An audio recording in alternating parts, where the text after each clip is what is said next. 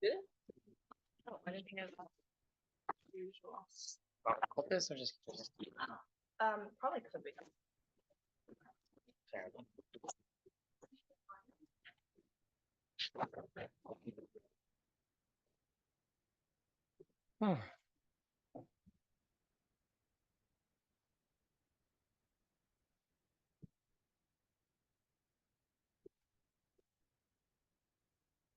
All right, ready to rock?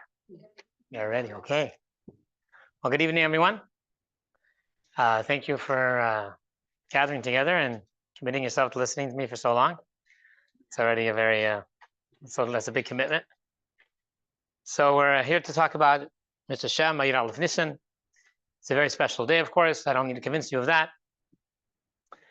We're hopefully, Mr. Shem, we'll talk about some important and relevant points.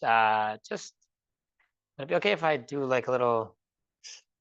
Absolutely. Okay, because generally speaking, it's a little difficult for me to talk to people who I have no idea who they are, where they're holding. So just a quick thing. I walked into work the other day and asked a coworker. I was about to ask him how you're doing, but that was a stupid question. No one cares. He knows that I don't care how he's doing, and he knows, and I don't really care how he's doing, really. So I decided I'll ask him something that will make him think maybe just a little bit more. So this is what flew into my head, and I'm literally happened the other day, so I'll just do that with you. I asked him, what is something that disturbed you today? So he told me a whole story about his baby fell off the bed, whatever, the whole thing. Thank God the baby's fine. So we'll go through that real quick, and we'll see if anything we could, perhaps we can address some of the things that are disturbing you today. So, this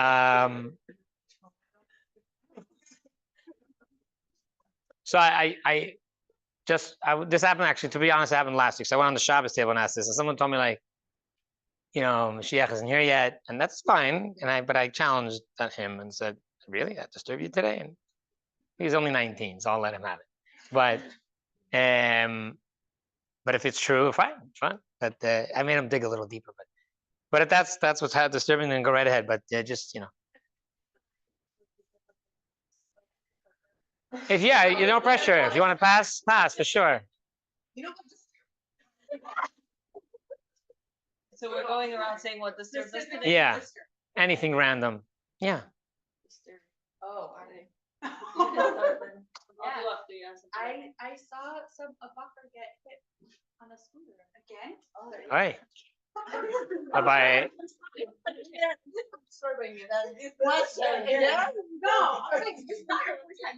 On a car? A car hit him? Oh my God. Was it like bad or? I didn't stay to watch, but it looked like his leg was hurt. I made sure someone had already called, and then I left the scene. You weren't guilty of the bystander effect. Okay, fine.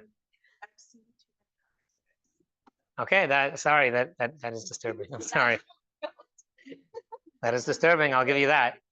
Yes. Yeah. No pressure, guys. For me, it's disturbing. Something we didn't like today. That I came here late. That was very disturbing. Okay, I'm looking special and I see disturbing things like every I can't even the stuff I see. So Why? okay, one day this week the kids stood inside the toilet. Oh. That. Yeah. Okay. That's actually prevalent though. Well, inside the toilet. Wow. Okay. Well, let's just move over. Anyone else, and then we'll carry on. Someone tried to come into the museum without paying on the membership. Did that really disturb you? Yeah, it was really annoying. Okay, fine. Yeah, because sometimes. Oh, I was really irritated. I actually came to work on time, and there was somebody who had to cover for a certain time on the clock, and that person didn't show up and didn't show up again. And then I had to go to get my things done, but I could not get my work done because the other person, I was really irritated, and then I had to sit down and take a deep breath and it's fun. But I really was irritated because I have so much to cover for Pesach. Yeah, so that was really irritating. People who are not showing up on time. That is irritating. Yes, especially when And it's working. Absolutely. Okay. Anyone else? And then we'll. Wow, it's a very, very complacent group. I would say I was disturbed today at work having to do a lot of shopping. And that if no one else is there, even if I did want to do it, I have to consciously, whatever, just make sure I wasn't going to hurt my back. Like physical slapping? Wow. Is that like pre-Pesach trauma type of thing? I mean, it's just that we're trying to fill a bajillion orders with a bajillion pieces this week. Got it. Okay. It's not my position, so. So you're cramming. Okay. On behalf of what we decided. Okay, fine. Okay, so and what disturbs me usually on a regular basis is usually has to do with my kids.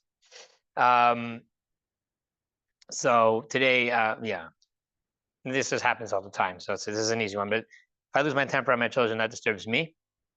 So that's what I'm working with today. Anyways, okay, so hopefully we'll anything that we'll talk about, if it addresses anything that disturbed you. I don't know about the guy that got hit by a car. I'm not sure how I can help with that one, but let's talk about whatever. We'll see how the chips fall. Okay, so have any of you learned the mimer that B'yem Ashtiyasar for Yud Aleph Nssan? I'm sure some of you, most of you, all of you, at least one of you have. It's a beautiful mimer, and there's a lot in that mimer. It's very long, it's very deep, and there's a lot of ideas. And there's probably 3 code words that you can pick from the mimer that, and I always joke about this with my kids, and it comes to Yud Aleph Nssan. Like I could literally hear these 3 words ringing in my ears. Like every Farbrengen that I went to, Yud Aleph Nssan, and the Mashpia at like 4 a.m. screaming these 3 words. What are the 3 words from the mimer, anybody? If you had to pick 3 words from the mimer. Here you go, you got it. Very good.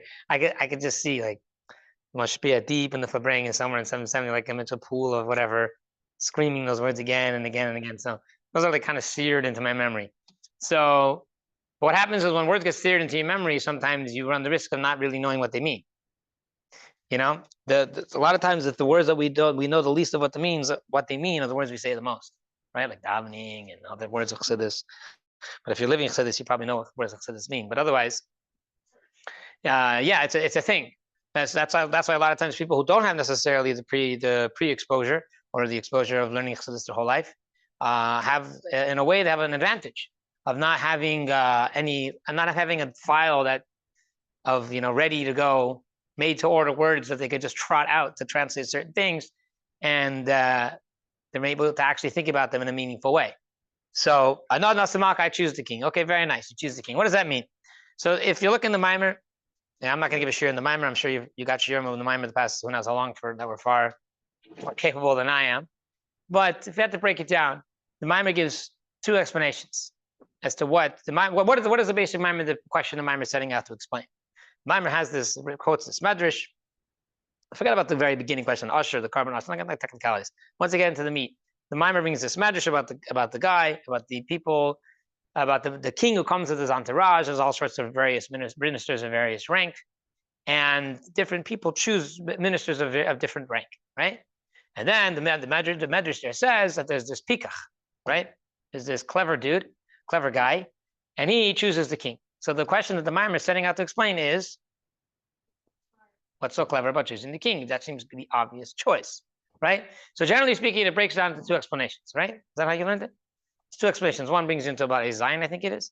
And then from there to the end, which it goes way off the deep end, which I've learned it 100 times, still don't really understand. But anyway, the first explanation is, so we'll talk about that and we'll see where it goes. The first explanation hinges upon what? Anybody? Like the source. What's the first explanation? I guess it brings you for like, I think it's through Isbab or Zion. Okay.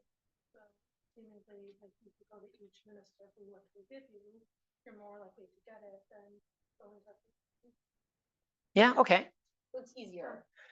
It's more available, and And they're local, they're present, they're not far on the national. right. I mean, well, here we're talking about the entourage, so they're all kind of. Question is, huh?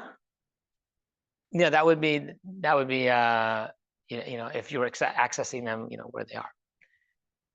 Okay, so the first, so along the lines of what you said, the first explanation of Maimer talks is primarily, but I want to get into more like what it means, right? We'll talk about, we'll say it. Let's try to understand, unpack it, what it actually means, right? So the first explanation is about prioritizing my ego versus the relationship, if I want to use those terms. What do I mean by that? The words that the Maimer uses is that the other ministers, they are more available and you get more stuff. They can give you more stuff because they're more forgiving, because they give more, because they are not as discriminatory or as discriminatory is a good word. They're not as, they don't scrutinize as much, so they give more. Whereas for the king, to get from the king himself, you're going to have to be much more worthy, and you don't necessarily get as much. That's more or less what the Maimer will say. So, if you're looking out for what works out for me, if you're looking out for the most stuff that you can get, how much you can milk out of the relationship, so you wouldn't necessarily choose the king himself, because you're not going to get as much stuff. You would choose the other more available ministers because they're giving out more freebies. The king is what's the word I'm looking for? He's more not discretionary. The king is more what? He's more discerning. Okay, the king is more discerning, and you will not necessarily get as much. So why would you pick that? Why would you pick something where you're going to get less? So here, this is the question. That's what makes the pikach. That's what makes him clever. What makes him clever is that he's willing to forgo, he or she is willing to forgo getting more stuff, getting more actual physical or experiences or stuff in the pursuit of being in a relationship with the king himself. And this is the idea of understanding. That's why I used the words before, of understanding what it means to prioritize a relationship over your own ego. I don't know. Relationships are really a funny thing. Relationships are what keep the world going. Relationships are, they're a lot of fun. But every person is in any number of relationships. And the first and primary relationship that we have is with Hashem. So now, but Hashem is the whole Hashem, everything is this premise is that we understand the relationship with Hashem through the window or through the eyeglasses of our human relationships. So our human relationships give us an idea of how to kind of translate and import that back over into our relationship to Hashem. So let's think about it. What does it mean to have to prioritize the relationship itself versus what I can get out of the relationship? What do you think that would mean? What would it look like? If it's not all about what I'm getting, then I'm going to give more. Okay, it's not all I want to get, I'm going to give more. That could be. It could also yeah. What's on your mind? Despite what the other person is doing, but that's not necessarily good either. But then you're not even thinking about the other person in your relationship. Right. True. So I'm not talking about what you're giving necessarily. I'm talking about what you're getting. Right now, relationships are not necessarily about what you get. Meaning in the sense, meaning you could get from a relationship in a fulfillment sense, like if the relationship it fulfills you, yes, God willing it will, and hopefully it does. But it doesn't necessarily give you material, tangible things. Not always. And in fact, when a relationship is important, what becomes the most important part of a real relationship is actually the relationship itself. It's not what either party is getting out of the relationship. That is precisely what makes a real relationship the most rich and the most enduring. Similar to how many of you live in Likkutei Torah? Any of you live in Likkutei Torah? There's a beautiful piece in the. Yeah, you do. It's good stuff. So there's a beautiful piece in the Likkutei Torah, Parshas Nssan, right in the very beginning. Well, the Alter Rebbe talks about what does it mean to have a Christus bris, to have this treaty, a covenant between two parties. Now, what's the covenant for? Why? So the Alter Rebbe is kind of dealing with this question: is why would two friends, famously, you have David and Nssan, you have Christus bris. Why would two people? The Alter Rebbe doesn't use the word friends. He uses, I forget the word he uses actually. I translated it once. I used the term lovers, but I don't know if that's not the word he uses. But either way, two parties. Why would two parties enter into relationship and make a bris, make a treaty at the beginning of the relationship? Which, if you think about it, is really what a marriage is, right? That's essentially what a marriage is. A marriage is what elevates a marriage beyond any other relationship, between a man and woman living together. What elevates it is that there's a Chassidus bris, there's a treaty at the beginning, there's a pact that's made between the two parties, and that is the marriage, right? So why would two parties do that? So the Alter Rebbe explains that the parties, the Chassidus bris exists to elevate the relationship into this, to introduce this higher entity into the relationship itself. That no matter that right now we love each other, so it's natural for us to want to be with each other and to be committed to one another because we like each other or we love each other, depending on the nature, if it's a platonic, romantic relationship, whatever. So either we like each other, we love each other, so now we're committed to each other because it's working. But you want to be able to have insurance when it's not working, because a lot of times it may not. So what do you do then? You just check out? Some people do that. So the Chassidus bris, the covenant, the treaty, the agreement, the pact, the commitment says that the relationship is something greater than the sum of us. That's greater than the sum of us, just one and two. It's this third thing that hovers over both of us, that encompasses us both. It's greater than both of us. So that's what we're committed to, and we're constantly feeding into that by being with each other. That's more or less what the Alter Rebbe explains over there in the Parshas itself. So that's the natures of, that's the nature of true relationships. So it exists on the human realm, and it certainly exists between us and Hashem. If you're looking to get stuff, and some people have this conception of what Hashem means. Hashem exists as people call it like the ATM, right? Hashem exists as an ATM. That when things are going bad, or you ask, why do people daven? So if you just translate the 18 or 19 brachas in Shemona Esrei, you just translate them on a very simplistic level.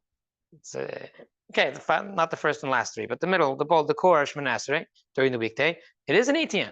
We're asking Hashem, give me this, give me that, give me this, give me that, give me health, give me wealth, make sure Mashiach comes, make sure the Beis Hamikdash. We're asking all these things. We're asking God for things. So for many people, that is the kind of the extent of the relationship with Hashem. Hashem exists to give them things and to sustain them, and that's not necessarily a bad thing. I mean, the way I'm framing it, it sounds a little primitive and it sounds a little bit self-serving, but it's actually not. It's not terrible. It's actually, in fact, how many Jews throughout the years, throughout the millennia, have conceived of who Hashem is and what Hashem does, and that could definitely be the basis of a very rich and meaningful connection to Hashem. Because again, there's a lot. We need a lot of stuff.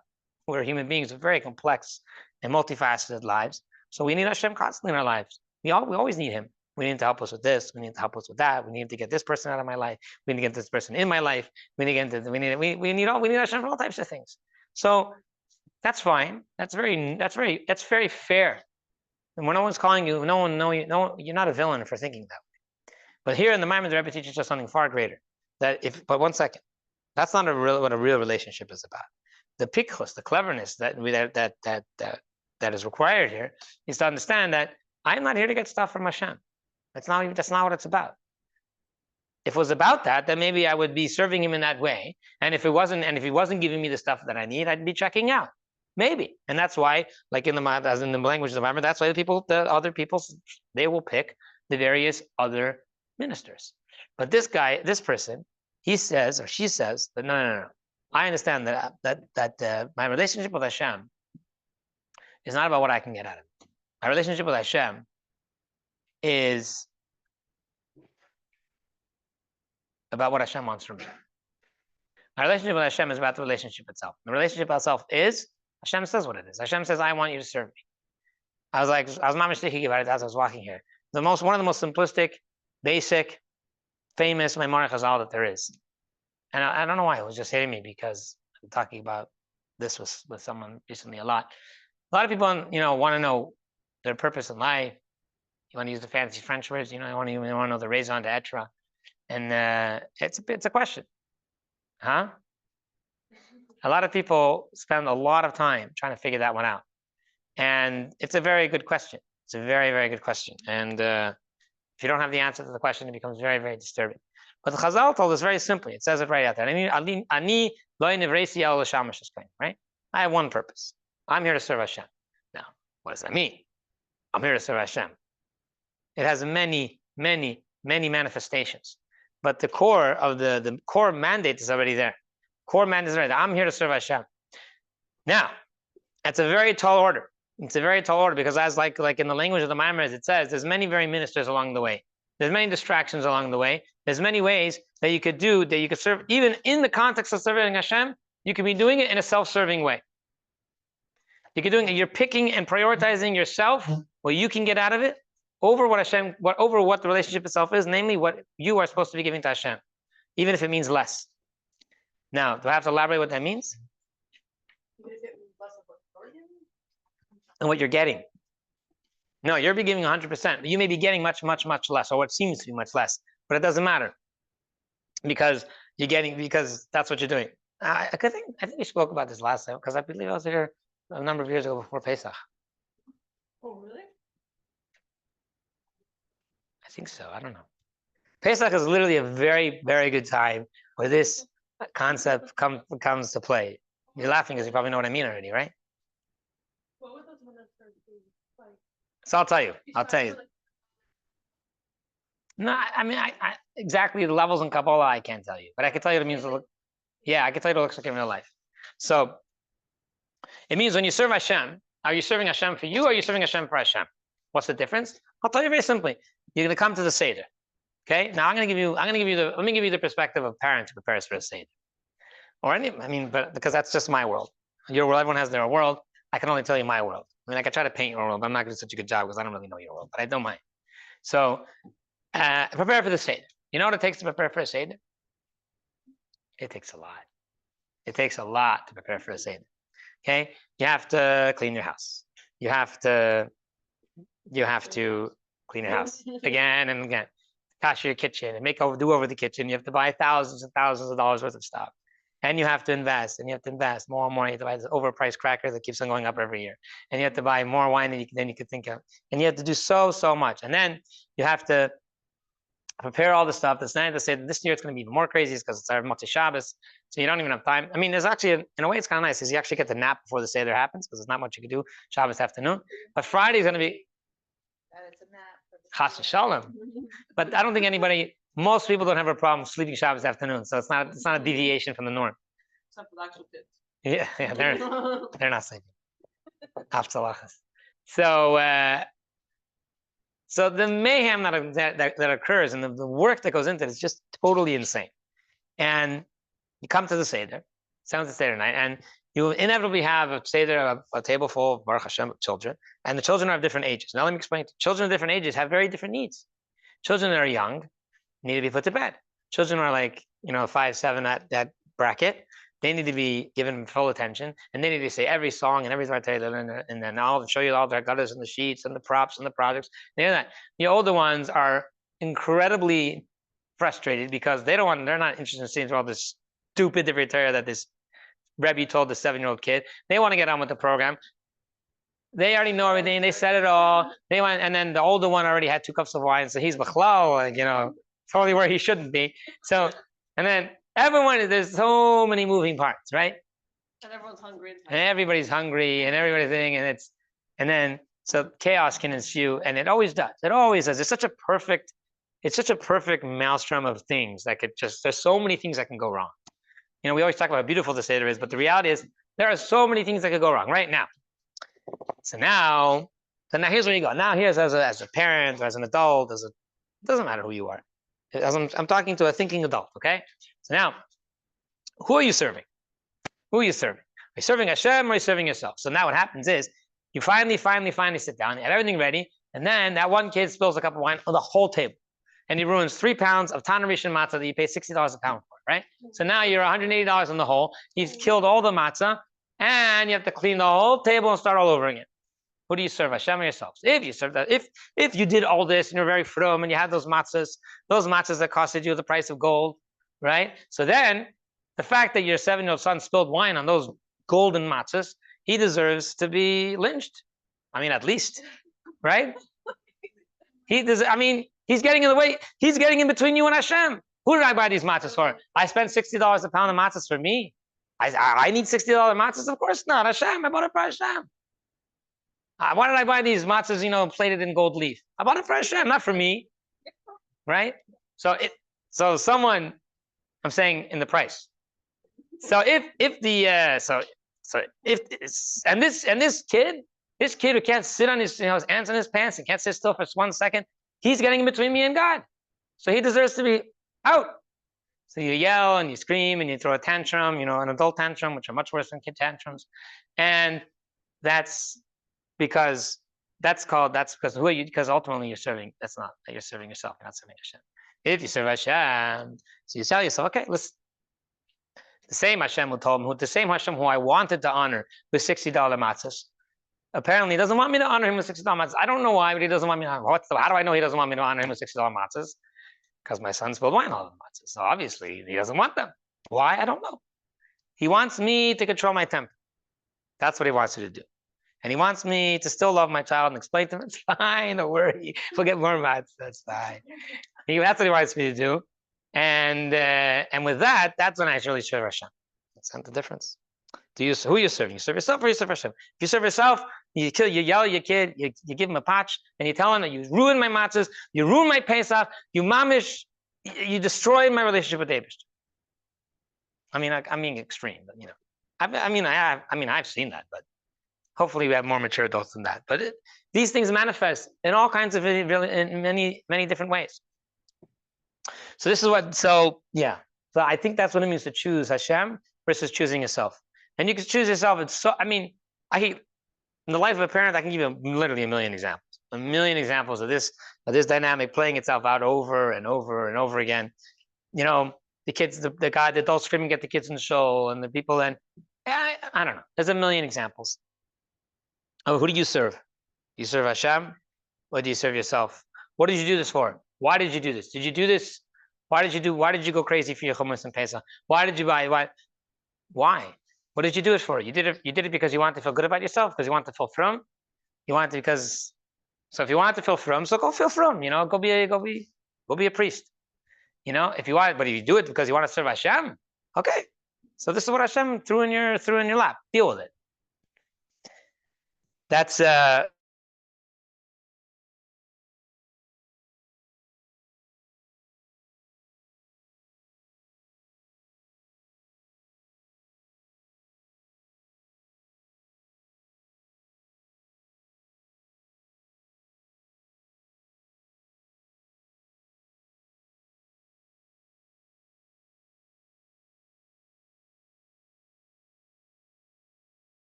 So I was reading this Kesser Shem Tov, and it's very interesting because usually when we talk about in the Chabad theology of Dir B'Tachtainim, how we exist, we're here in this world to make this world a home for Hashem, and that's why we have to go and find give matzah to the one guy in a gas station somewhere in Afghanistan, and because there's a certain spark that's hanging out in Afghanistan that has to be redeemed, and finally when we get that one, then a Mashiach's going to come. There's this whole plan, right? We have this whole map that we're trying to cover, and like a spiritual map.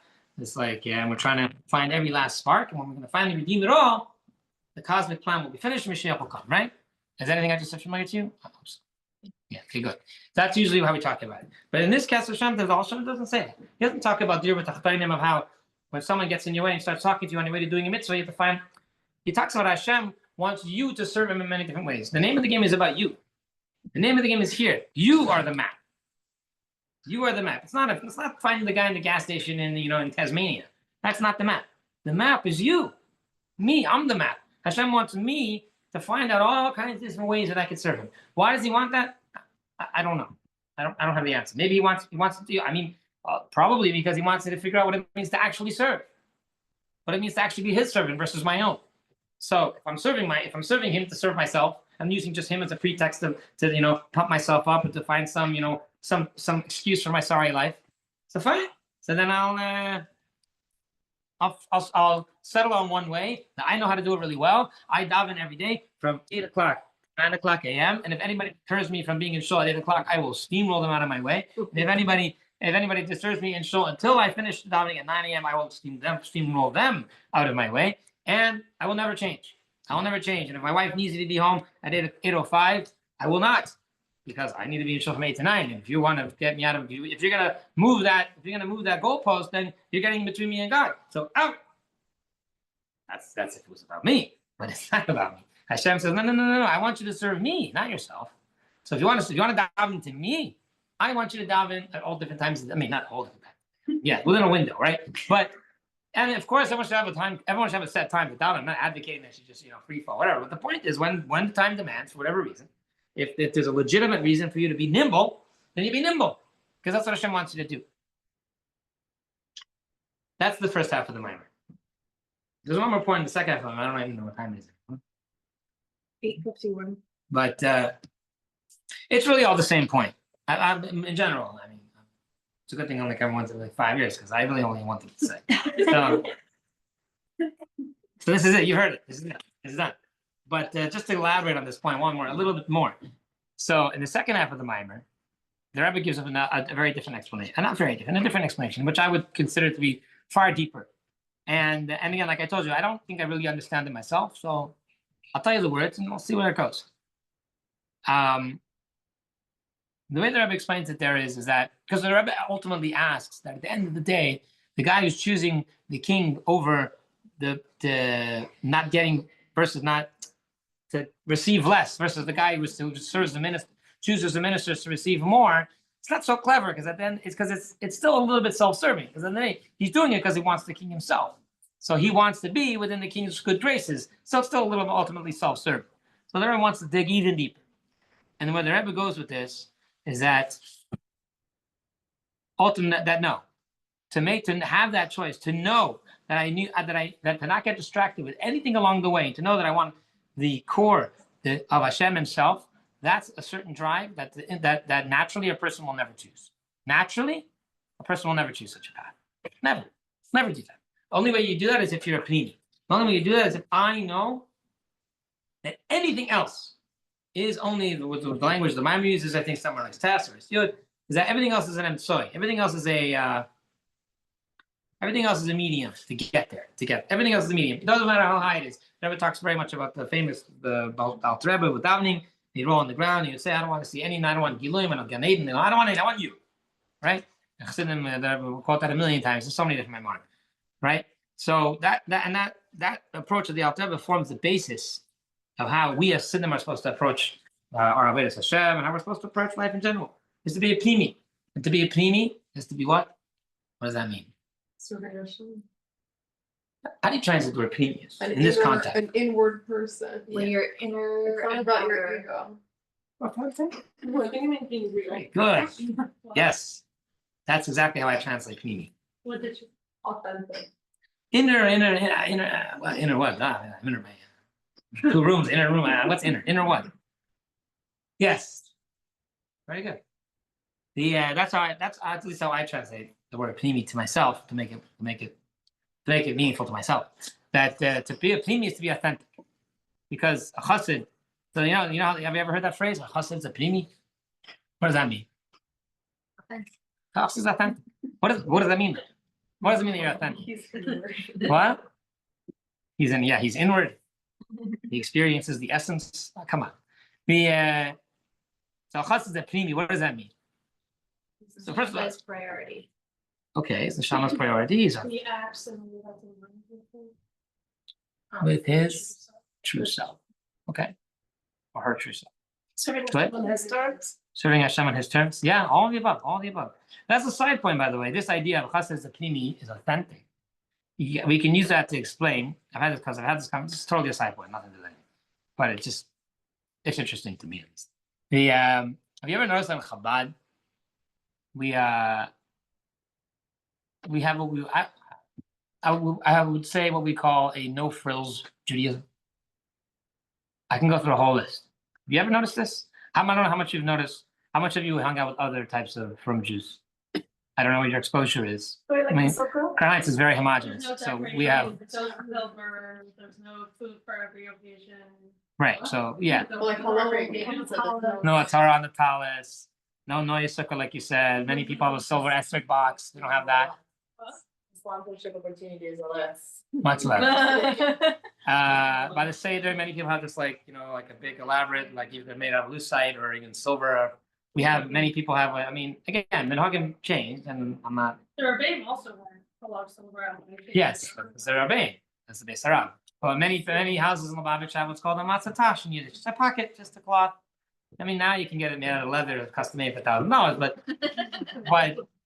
it's there's a lot of that goes on. Even our lulav, right? Our lulav doesn't have that fancy braided thing. Many people have an silver esrog box. You don't see many of those in 770. Our Torah, we don't have silver on our Torah. Well, on our talis, what? Yeah, no, but any Lubavitch store. Our show is a disaster. I mean, aesthetically. Yeah. Every otherwise aesthetically, it's great. Oh no, of course. No, and also even on a Size-wise, also like at a Shabbos table, we don't have any zmiris. We specifically don't sing zmiris. And zmiris are beautiful. specifically do. Debatable. Many. And for people with different hair. Sukkah. Huh? Sukkah. Right, but someone mentioned that. No, sukkah. We don't decorate the sukkah. So basically, there's a lot that goes on. Why? No masks. No masks? Is that a COVID policy?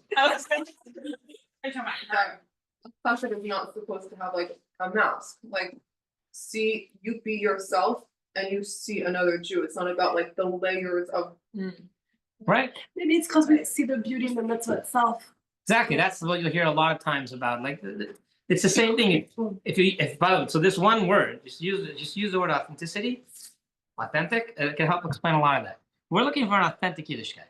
We don't need to like, a lot of times in marketing when they tell you when you buy something that's authentic or no frills, you get something that's really bare bones.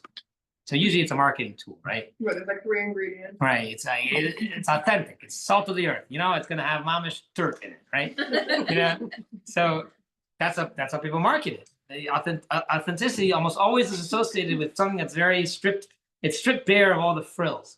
Because what's the premise there? That the frills are there for those who need them. It's to make it more accessible. It's to make it more. Yeah, I mean, I guess that's the best way I could say it. It's to make it more accessible, right? I was speaking to someone the other day, and he told me, "How could you?" He was blown away. Above of our guy, he's like, "You don't have zmiris at your Shabbos table?" No. He's like, he told me with a straight face, "If I didn't have zmiris at the Shabbos table, half the community would go fry." He told me there's so many stories of kids that go off and they come back for Shabbos just to sing zmiris with the family. Kids are fry kids. They come back, they sing the zmiris, and it's a beautiful thing. I'm not demeaning it. I think it's a beautiful thing, and maybe we could bring that back in because we have plenty of people who could benefit from that. But that's a side point. But so what then? Okay, so the replacement isn't to talk about Trump. The replacement is to see Gunim, Farbrengen. But the idea is that we need something authentic. Anyway, so go back to being a panini. So that's why in the Lubavitch she prides herself as being panini. We're sitting with panini. Authentic. We don't need silver on a talis to feel beautiful. The wool itself that's fraying and falling apart over my face. That's it. For some it works, some it doesn't. But anyways, but in the context of Avodas Hashem, what does it mean to be a premium? But isn't there like an opinion of Hitler and stuff?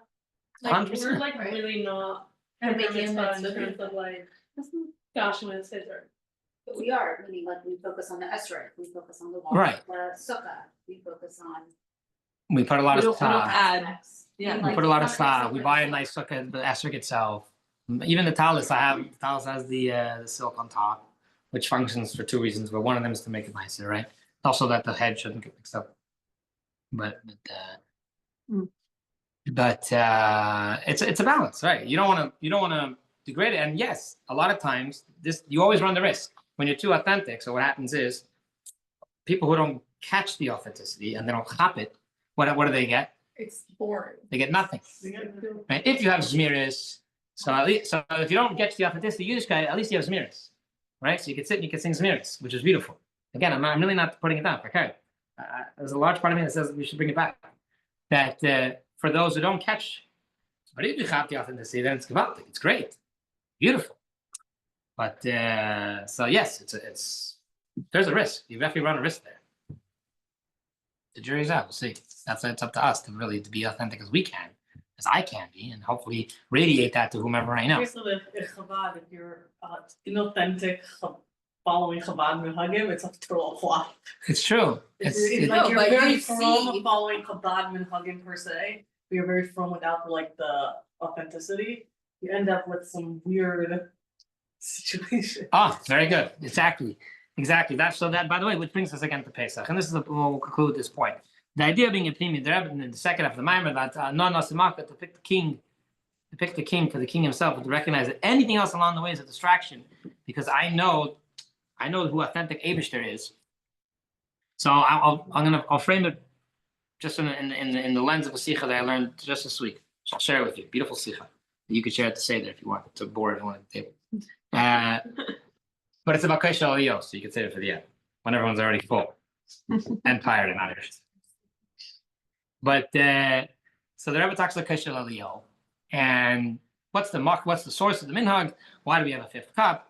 So there's a whole back and forth, the halacha, the Rambam, this and that. But I'm not going to bore you with the. I mean, it's not boring. I'm not going to get into the complexities of the halacha back and forth. 5 cups. Say again. Used to drink 5 cups. You used to drink 5 cups, you said? No. They used to, like, in the past of the Rambam, whatever, like.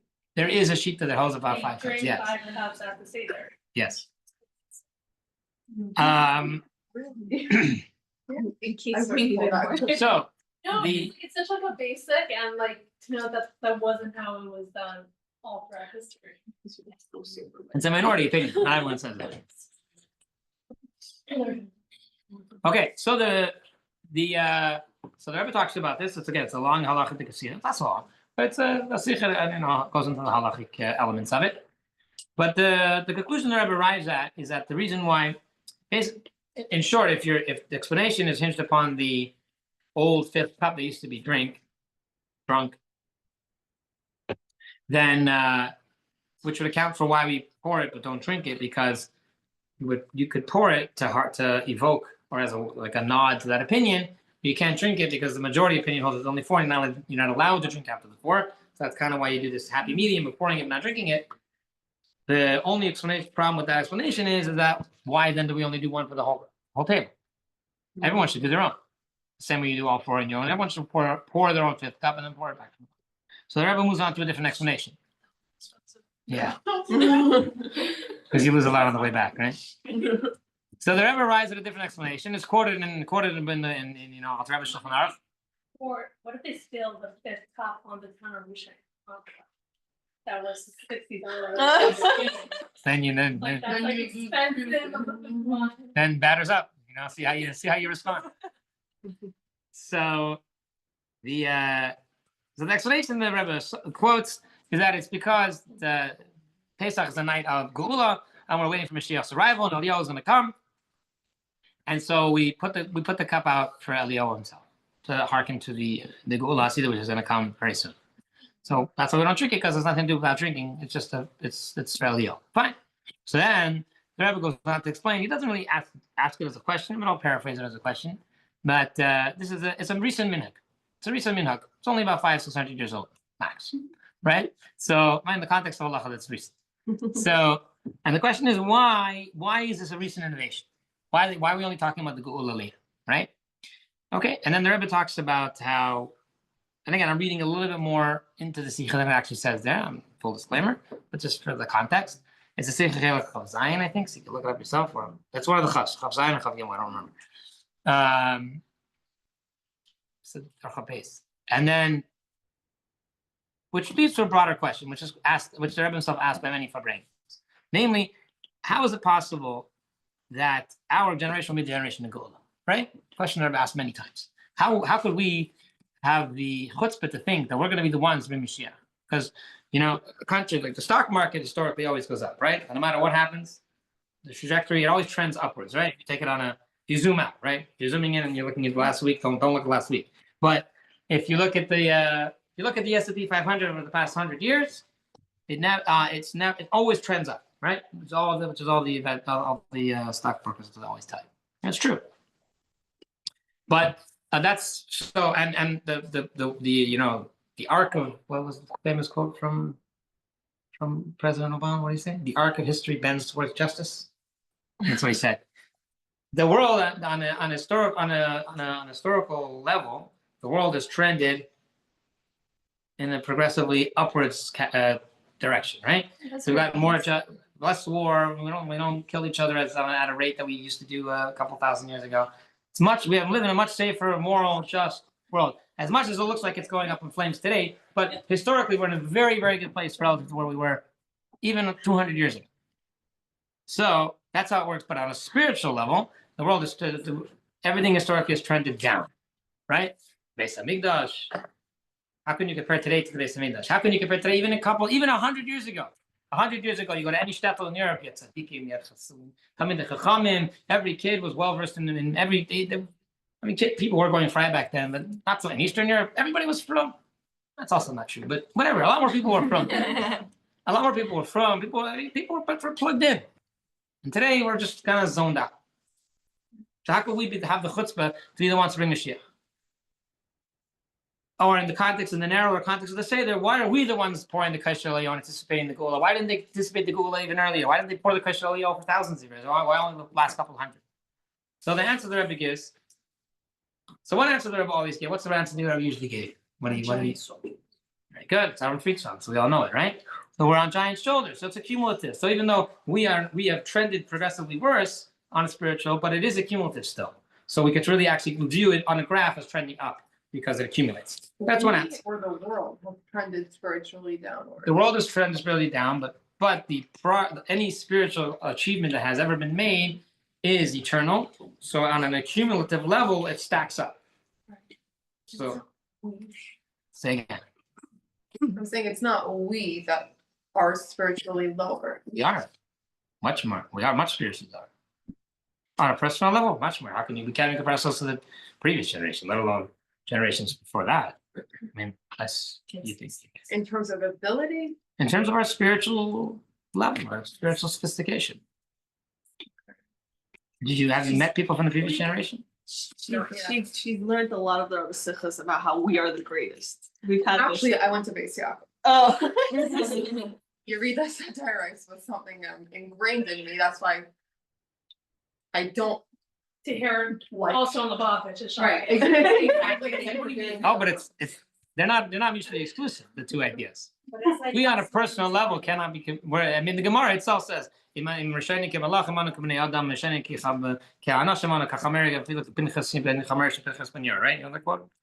from Yisrael, you heard that one for sure. What? Giant shoulders. Right. That's why we can retire. Exactly And also, all the good accumulates, but what's not good just disappears. correct. So, Because good is eternal and negativity is not. Yes, that's all true. The Rebbe doesn't say any of that in this sikha.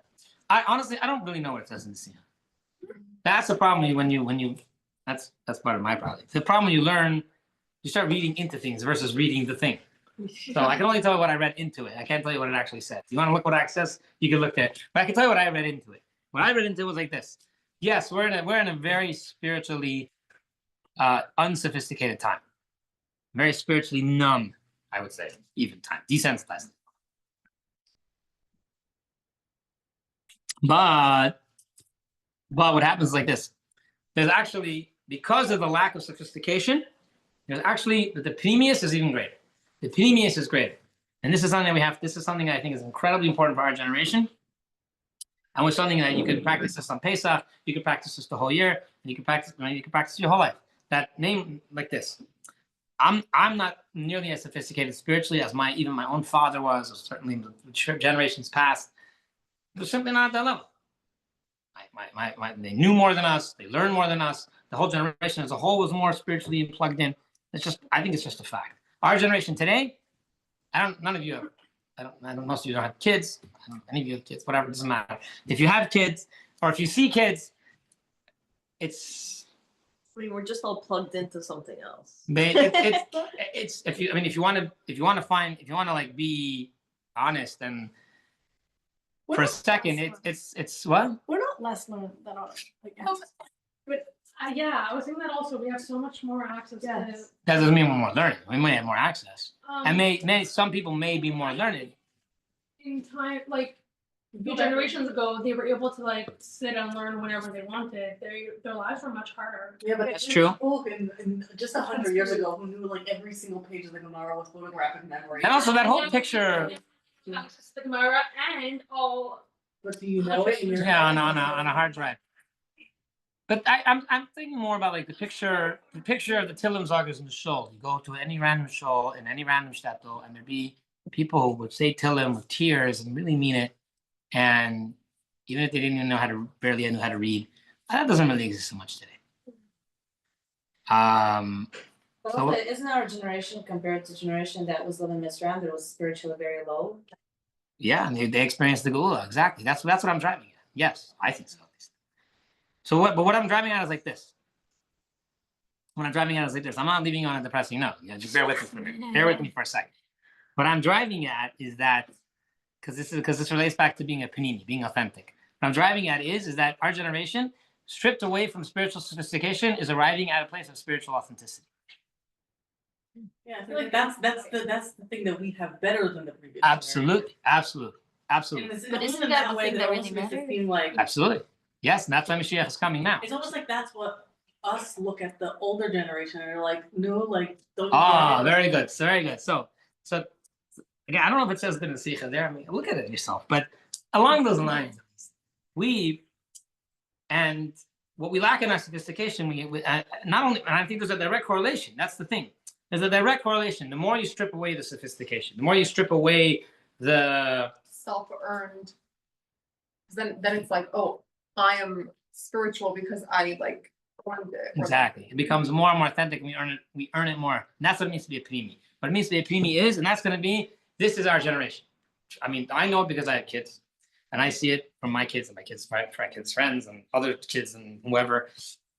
The generation is incredibly allergic to any hypocrisy, anything that's not 1,000% authentic. If it's not 1,000% authentic, they're completely not interested in it. So, and that's our avoid. What? They're also very. Absolutely. They're all taking shows. Exactly. So that's we want to know what it means. So this is what I think. What it means to be a non-Nasivaki, you want to choose the king. It means to choose the king. You got to actually choose the king. Don't get distracted with anything else. Anything else is just distraction. Anything else is inauthentic. Anything else is not really the core. You want to go for the core. You want to drive mamish for the truth itself. So where do you do it? You do it in all many ways. You do it davening. You do it any mitzvah you do, and that's why I just suggest. I do this myself. It comes to Pesach, like you were saying before, if you're just assuming people's chumras because and then getting all neurotic about Pesach because you're told to be neurotic about Pesach, it's ridiculous. It's ridiculous, and your kids will hate it. Trust me, I know. So the what's the alternative? The alternative is you have to pick one thing and go crazy for it. Not because you're neurotic. I mean, Jews are neurotic. Yes, that is a stereotype. But not because of that. Not because someone told you have to be. Not because you were raised to be that way. But because you found something that talks to you. You found something that talks to you, a chumrah, an extra mitzvah. I don't know, whatever it is. If you like, you like coffee on Pesach and you want to be really machmir about Pesach, so you want to mamish fly to Ethiopia and pick your own beans, go for it. Fly to Ethiopia and pick your own beans. And someone said you're gonna come back and say, "You crazy? You flew to Ethiopia to pick your beans?" Yeah, I did it for Hashem. I did it for Hashem. That's right. And And if your you kids, find that it would definitely What? not be for Hashem. okay, whatever. Fine. Yeah, It would be to go to Ethiopia. fine. So go to places alone. You know, but the point is, find some or you daven. You know, davening can no longer be this thing that you just do by exercise. If we keep on davening that way, I know it for myself and now from people around. Like, if we keep on davening just because someone told us to and saying mumbling words for half hour, it's not going to last. It's not going to work. Our kids will not daven if they see us davening like that. I know that firsthand. No one who wants to sit mumble words for half hour. I mean, nothing. It's ridiculous. It's insane. It's insane to a grown adult. You're sitting every day mumbling half hour words. You have no idea what they mean. And having it on your phone half the time anyways. That's insane. Completely the alternative. insane. The first alternative is first way put away the Put phone. away the phone. That's number one. That's number one. Yes, I'm a year already. I go to show. I don't pick my phone. So that's number one. You can't. That's number. And number two. Once you're there, find something. Even I'm not going to spend the whole hour. I don't even something. One part of Shemoneh Esrei, something. Whatever tefillah works for you. Find something. It has to be the way. If it's not going to last.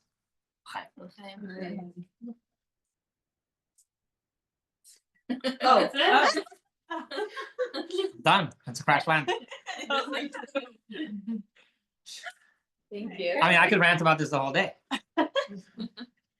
What is the connection of that idea to Yud Aleph Nssan? Like, why did the Rebbe?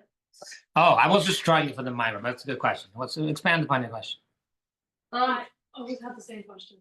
I started learning it recently, I'm not done, but I was like, what's like, I understand like the Rebbe's whole thing with Hashem, so it's like my birthday, let's talk about my favorite thing, but like, what's exactly the, you know?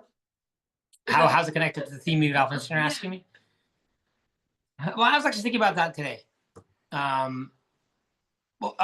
You want the honest answer is I can only tell you what I'm thinking about today. So I told you what I thought about today. You want me to connect to the obvious with you? I can easily do that. Want me to? What were you thinking about today? What? What were you thinking about today? Whatever I just told you. Oh, just this. Yeah. Today, the past few days. Meaning, I'm not gonna. No, you wanted to know what's the connection to obviousness. So the honest answer is I'm gonna sit for an hour and tell you things that I feel for. So whatever I'm brewing in my heart and in my soul, that's what I'm gonna share with you. You want to know how I can connect to the obviousness? That's pretty easy. I'm gonna try. With that intro, yes. What? Pretty easy. Go. No, it's like people speak every week on the parsha, right? So the secret is that you speak of whatever you need to speak about, and then you connect with the parsha. It's like the people, like people who are good at speaking, right? Shavrachas, right? So you have 5 good shavrachas. You have 5 good ideas, and then you just connect it to whatever. So no, but I was thinking about this actually. You're lucky. I actually thought about it for half a second. And I think the Rebbe himself spoke many times of the Yud Aleph and Farbrengens, because if you think about it, someone celebrating their own birthday is a little bit of a weird thing to do. It's not a Jewish thing. It's not Yiddish. Jews didn't celebrate their birthdays historically, right? We know that, right? So it's the Rebbe's thing, right? Obviously, the Rebbe mentioned this many times. The only time a birthday mentioned in Torah is when? All right, so not a very good guy. Wasn't that like the whole thing against birthdays was never a Chabad, like it was other communities who are saying against the birthday thing. Maybe, but we never. I didn't know there was something. What do you mean? Nobody just. Yeah, Like Chassidus people like don't know their birthday. No, it's not a thing. It's not a Yiddish Zach. It's not a Yiddish They Zach. know their Birthdays. birthdays very well, their English birthdays. I know, but think about the older Chassidim. Before the Rebbe instituted the thing about the older Chassidim from the previous, like 2 generations back, the ones that were, especially the ones who were in Russia and changing their papers every other day, they themselves didn't know. They didn't even know how old they were. They legitimately did not know how old they were. Certainly, they didn't know when they were born. Birthday wasn't a thing. The Rebbe made it a thing, and the Rebbe had to justify it. The Rebbe did have to justify it. And I was just translating a sikha today, a sikha Yud Aleph and sikha, and the Rebbe begins the sikha with a justification.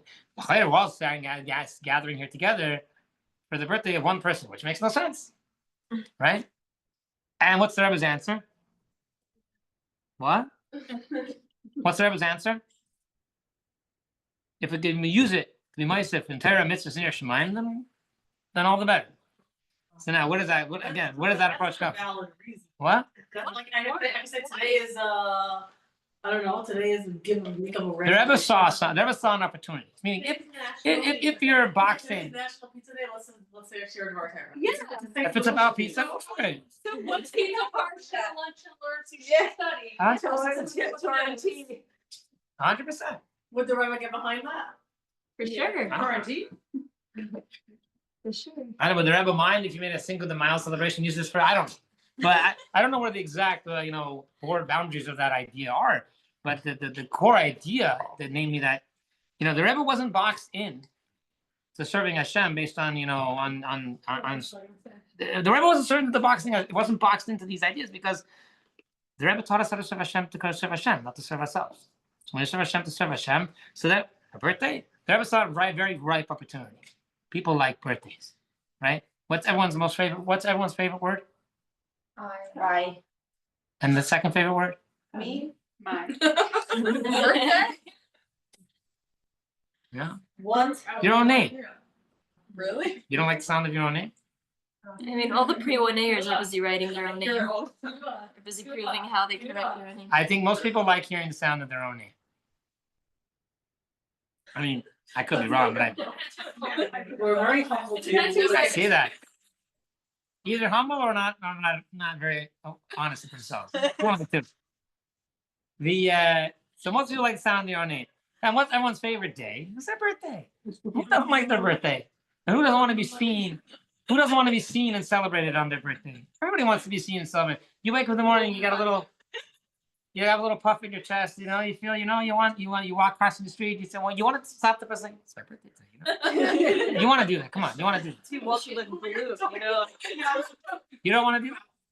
You don't want I think that will be our invite down our next birthday collectively. You don't want to do that? Everybody has to walk around with a happy birthday. So I think it's a pretty universal thing. So the Rebbe saw the opportunity. Let's use it. The truth is that every day is our birthday because Hashem creates us every day again. That's true. So we can celebrate every day. That's true. It's less immediate, but it's true.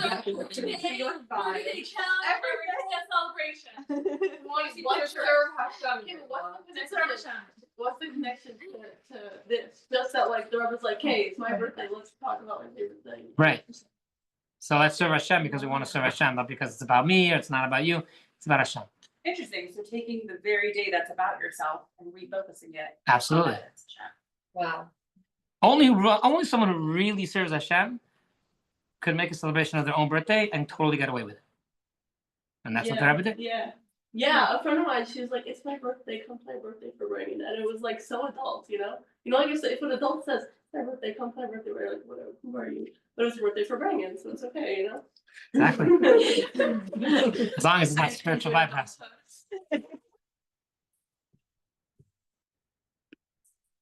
Just triggered your permission to have a birthday party. Anybody else question, comments, objections? So, we're talking about how like we're on giant shoulders and we're saying like that that at this point we're like building on top of the previous actions. Is that supposed to be something that we could see in this world, how we're like, this generation is the culmination of something, or something just spiritual up there? The short answer is I don't know. I guess if you're plugged in enough, you could see it. I would. I'm not saying I'm that person, but I don't know. The speed at which like technology and things have evolved, I feel like kind of I was gonna say, like yeah, hints to that in a way. Okay. like, you know. I mean, I don't have a definitive answer, but if you feel it and see it, then for sure. It's like in many ways you see that we're building on. It's not supposed to be technical. You're supposed to feel it. So you'll get there maybe.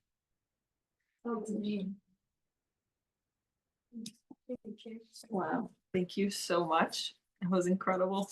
You're very welcome. I also want to give a very special thank you to our sponsor for tonight.